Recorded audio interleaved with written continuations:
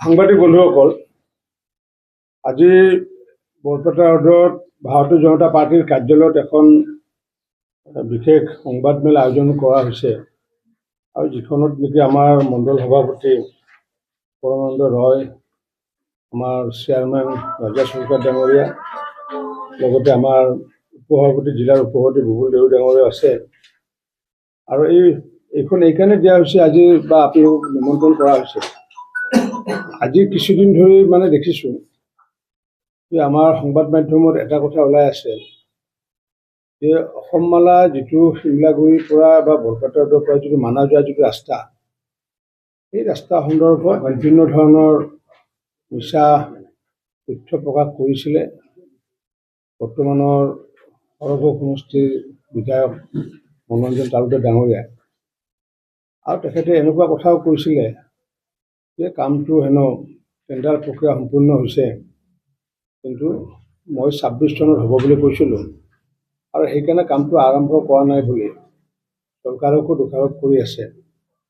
এই কথাখিনি তেখেতৰ যে মিছা, আৰু লগতে এটাও কথা কৈছিলে যে লোকৰ পিঠাইদি মানে বিহু খোৱা বুলি কৈছিলে। এই ৰাস্তাটো হেনো তেখেতে লাগি হেনো আনিছে। গতিকে এই সন্দৰ্ভত যিখিনি বাতৰি ওলাইছে তাৰে প্ৰতিক্ৰিয়া হিচাপে মই এইখিনি আপোনালোকক জনাব বিচাৰিছোঁ। আৰু মই প্ৰত্যেকখন পেপাৰ্ছ আপোনালোকৰ হাতত তুলি দিছোঁ, পেপাৰ্ছকেইখন চালে গম পাব। প্ৰথমতে মই 2024 চনৰ 25 নৱেম্বৰ তাৰিখে মই মাননীয় মুখ্যমন্ত্ৰী ডাঙৰীয়াক এখন চিঠি লিখিছোঁ যে বৰপেটা ৰোডৰ পৰা মানাহলৈ যোৱা ৰাস্তাটো খুব বেয়া হৈছে আৰু এই ৰাস্তাটো কাম কৰি দিব লাগে, যিহেতু এইটো এটা আন্তঃৰাষ্ট্ৰীয় স্পট, টুৰিজম স্পট, আৰু এই টুৰিজম স্পটৰ প্ৰতি লক্ষ্য ৰাখি তাত যাতে আমাৰ পৰ্যটকসকলৰ যাতে সুবিধা হয়। আৰু লগতে যিহেতু বৰপেটা ৰোডৰ 1 number, 2 number, 9 number ward, Khoirabari অঞ্চল, গোবৰ্ধনা অঞ্চলকে আদি কৰি মানাহৰ বিভিন্ন অঞ্চল বা বাক্সা জিলাৰ বিভিন্ন অঞ্চল সংলগ্ন হৈ আছে। আৰু সেই সময়ত মইতো SOPD শিতানো ধৰাৰ কাৰণে কৈছিলোঁ। আৰু তেতিয়া যিটো ডিপাৰ্টমেণ্টেলি যিটো এষ্টিমেট বনোৱা হৈছিলে 23 কিলোমিটাৰ দৈৰ্ঘ্যৰ, আৰু তেতিয়া 34 কোটি 80 লাখ টকা ব্যয় সাপেক্ষে এটা এষ্টিমেট বনাই পেলাই মাননীয় মুখ্যমন্ত্ৰী ডাঙৰীয়াৰ হাতত অৰ্পণ কৰা হৈছিলে। এইটো নৱেম্বৰৰ 25 তাৰিখ 2024 চন। অৰ্থাৎ এই চিঠিখনে প্ৰমাণ কৰে যে মুখ্যমন্ত্ৰী ডাঙৰীয়াক 2024 চনৰ নৱেম্বৰ মাহতে এই বিষয়টো মই অৱগত কৰিছিলোঁ, যিহেতু এই জিলাখনৰ যিহেতু এজন মই মন্ত্ৰী হিচাপে যিহেতু কাৰ্যনিৰ্বাহ কৰি আছোঁ, আৰু সেইকাৰণে এই বিষয়টো অৱগত কৰিছোঁ। পৰৱৰ্তী সময়ত মাননীয় মুখ্যমন্ত্ৰী ডাঙৰীয়া আমি 4 এপ্ৰিল তাৰিখে 2025 চন 4 এপ্ৰিল তাৰিখে আৰু এখন চিঠি এইকাৰণে দিয়া হ'ল যে তেতিয়া মুখ্যমন্ত্ৰী ডাঙৰীয়াই ক'লে যে অসমমালা 3.0 আমি আৰম্ভ কৰিম, আৰু 3.0 যিহেতু আৰম্ভ কৰিব, গতিকে যেতিয়া তৎকালীনভাৱে, কাৰণ কিয় যিহেতু বিধানসভাৰ বাজেটত যিহেতু কথাটো সন্নিৱিষ্ট আছিলে, আৰু সেই কথাষাৰ জানি মই এটা অতিৰিক্ত সুবিধা ল'ব চেষ্টা কৰিলোঁ। SOPDত যিহেতু মোৰ 34 কোটি টকা দিয়া আছে, গতিকে অসমমালাত যদি বনাব পাৰোঁ তেতিয়াহ'লে বেছি ভাল হ'ব ৰাস্তাটো। কাৰণ কিয় মই যিহেতু বিধায়ক হিচাপে বজালিত নিৰ্বাচিত হোৱাৰ পিছত যিটো আমি সৰ্থেবাৰীৰ পৰা যিটো পাঠশালালৈ যিটো ৰাস্তা, সেইটো ৰাস্তা যিহেতু আমি কাম কৰি আছোঁ, আৰু তাৰ গোটেই কামখিনি চোৱা চিতা কৰোঁ মই। কাৰণ কিয় পাঠশালালৈ যিখিনি কাম হৈছে সেইখিনি কাম দিনে দেখা পাই থাকোঁ, আৰু সৰ্থেবাৰীত যিহেতু অহা যোৱা কৰোঁ, গোটেইখিনি কথা মই জ্ঞাত। আৰু সেইকাৰণে মই এটা অতিৰিক্ত সুবিধা লোৱাৰ কাৰণে এইবাৰ অসমমালা ধৰাৰ কাৰণে মাননীয় মুখ্যমন্ত্ৰী ডাঙৰীয়াক মই আৰু এখন চিঠি দিছিলোঁ। সেইখন দিছিলোঁ 25 চনৰ এপ্ৰিল মাহত, অৰ্থাৎ নৱেম্বৰত দিছিলোঁ SOPDৰ কাৰণে।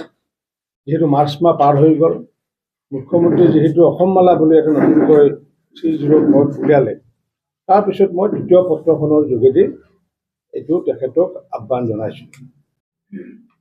এইটোৰ আধাৰত যেতিয়া আমাৰ চৰকাৰীভাৱে প্ৰচেছ চলিলে, প্ৰচেছ চলাৰ পিছত 3 নম্বৰ যিখন কাগজ দিয়া আছে 3 নম্বৰ কাগজখন 19 নৱেম্বৰ তাৰিখে 19 নৱেম্বৰ তাৰিখে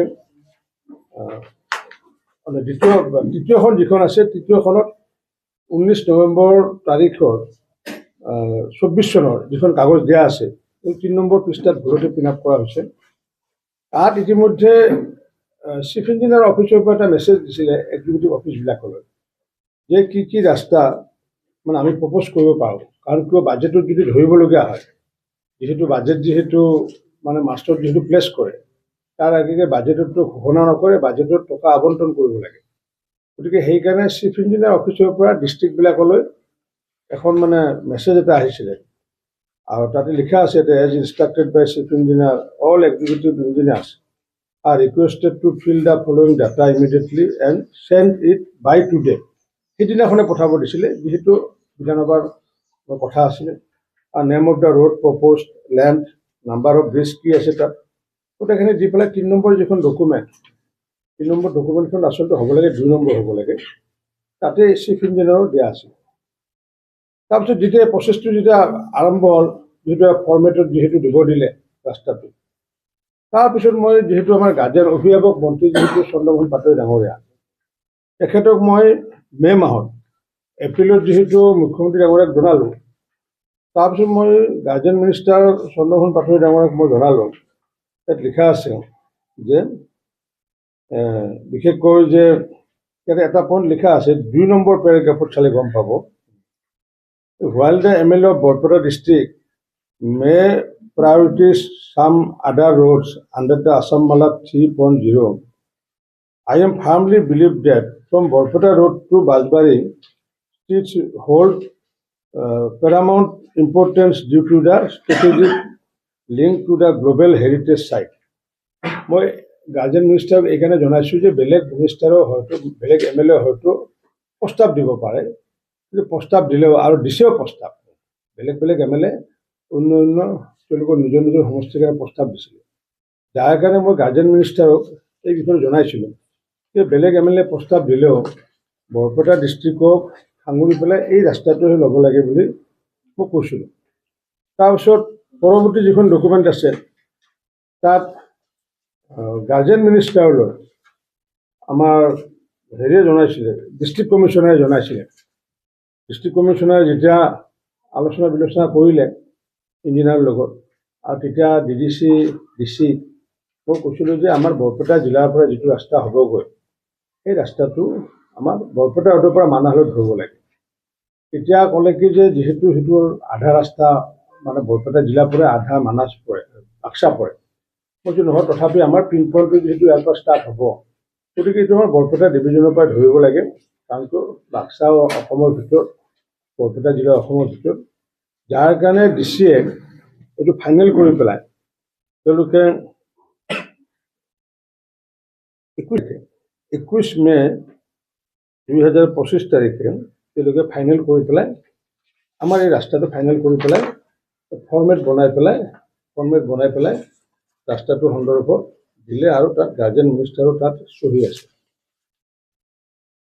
ইয়াৰ পিছত যেতিয়া ৰাস্তাটো দিলে লিখি পেলাই গাৰ্জেন মিনিষ্টাৰক মই ক'লোঁ, তাৰ পৰৱৰ্তী সময়ত টেণ্ডাৰ হ'ল, আৰু যিহেতু 25-26 যিহেতু বিত্তীয় বৰ্ষ, গতিকে মই সেইকাৰণে তেতিয়া মোক কোনোবাই সোধোতে মই কৈছিলোঁ যে এইটো 26 চনত হ'ব, আৰু এইটো হয় কথাষাৰ, যিহেতু এতিয়া 26 চন চলি আছে, আৰু 26 চনত আপোনাৰ এই যিটো ৰাস্তা, যিহেতু আমাৰ 11-12 তাৰিখে 11-12-2025 অৰ্থাৎ ডিচেম্বৰ মাহত 25 ডিচেম্বৰ মাহত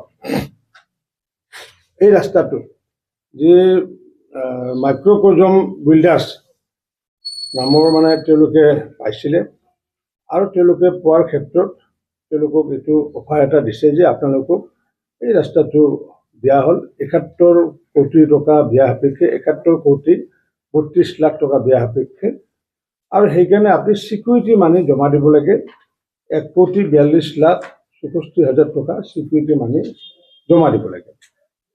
আৰু যেতিয়া জমা দিয়া কথা যেতিয়া ক'লে, ডিচেম্বৰত যেতিয়া ক'লে, 11 ডিচেম্বৰত ক'লে, এই কথাখিনি মই জানো, কাৰণ কিয় গোটেই ট্ৰেকখিনি যিহেতু মোৰ নৱদৰ্শনত আছে, আৰু সেইকাৰণে তেতিয়া মই কৈছিলোঁ যে এইটো 26ত হ'ব বুলি মই কৈছিলোঁ। আৰু তেওঁক চিঠি দিয়াৰ পিছত যিগৰাকী কণ্ট্ৰেক্টৰ মাইক্ৰ'ক্ৰজম বিল্ডাৰ্ছে তেওঁলোকে যিটো ছিকিউৰিটি মানি জমা দিবলগীয়া আছে, ছিকিউৰিটি মানি তেওঁলোকে ইতিমধ্যে জমা দিলে। 1,42 লাখ টকা ইতিমধ্যে জমা দিলে।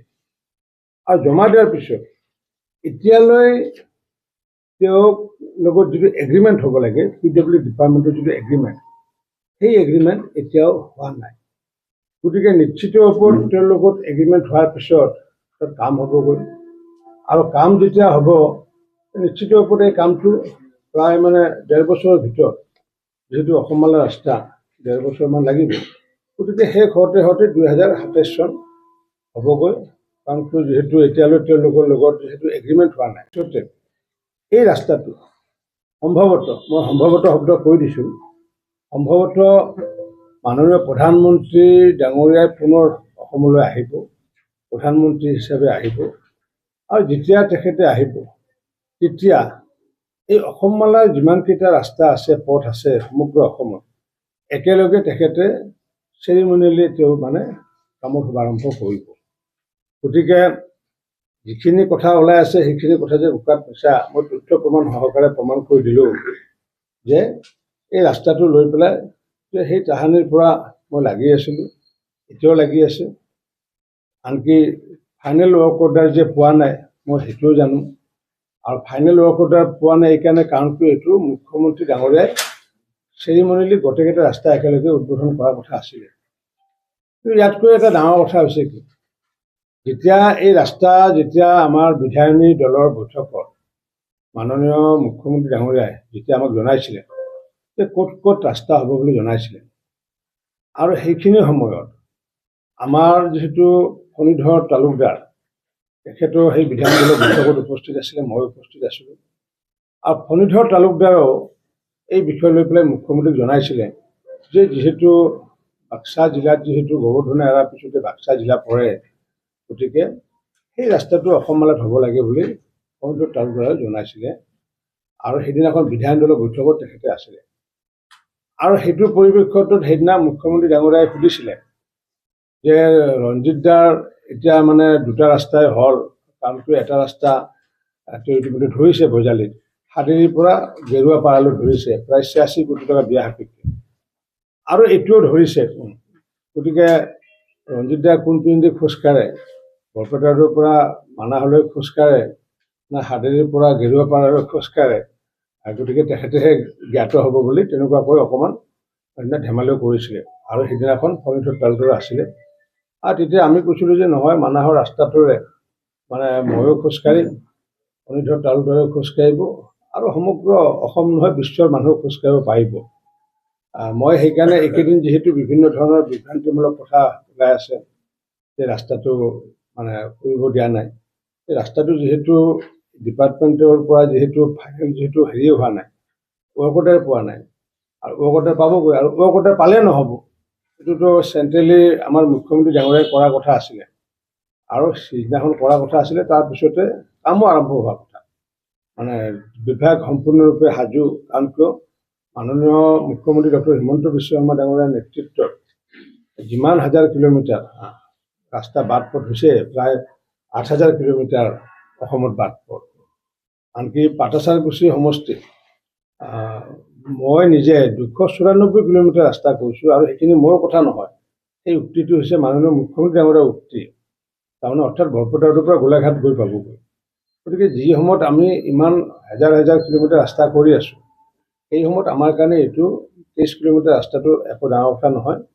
কিন্তু যিহেতু অসমমালাত প্ৰপ'জ কৰা হৈছে, গতিকে সেইকাৰণে এতিয়া যদি আমি SOPDত কৰি দিওঁ, তেতিয়াহ'লে আমাৰ সম্পূৰ্ণ টকাটো 71 কোটি টকাটোৰ পৰা আমি সমষ্টি মানুহে আমি লছ খাব লাগিব।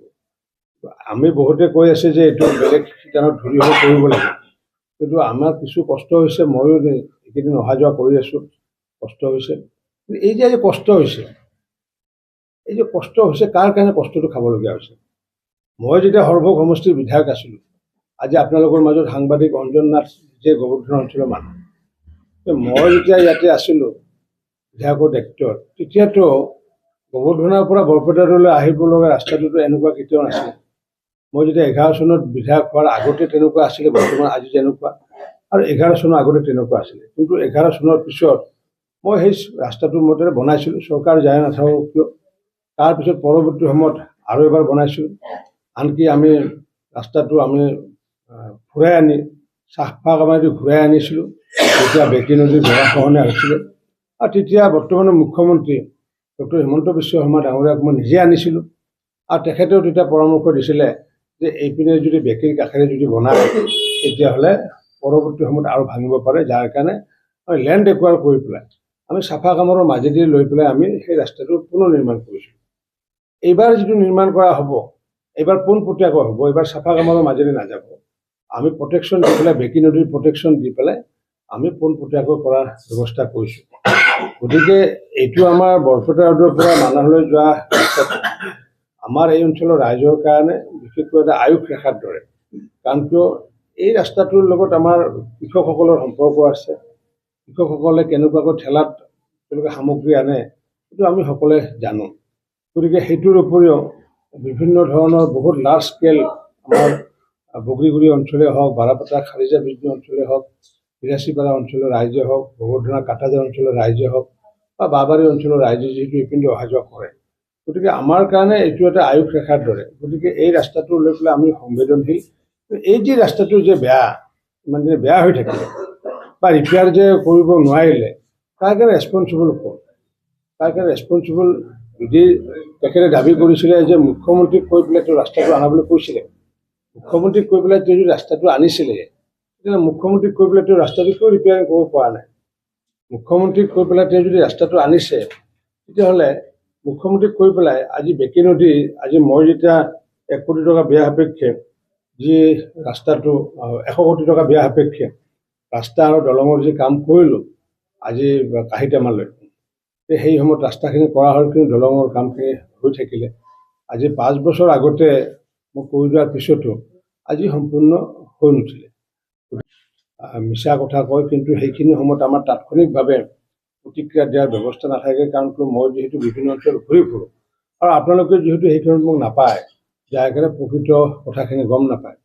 এইটো যেনেকুৱা প্ৰকৃত কথা ক'লোঁ, ঠিক তেনেকুৱাকৈ আজি বৰপেটা ৰোডৰ শিমলাগুৰিৰ পৰা যেতিয়া আপোনালোকে আহে, তেতিয়া অভাৰব্ৰিজখন পোৱাৰ প্ৰাক মুহূৰ্তলৈ আমাৰ যিটো লাইট LED লাইট লগত মানে আমাৰ মিউনিচিপালিটি কিছুমান মানে মালা সদৃশ লাইট মানে লগাই দিছে।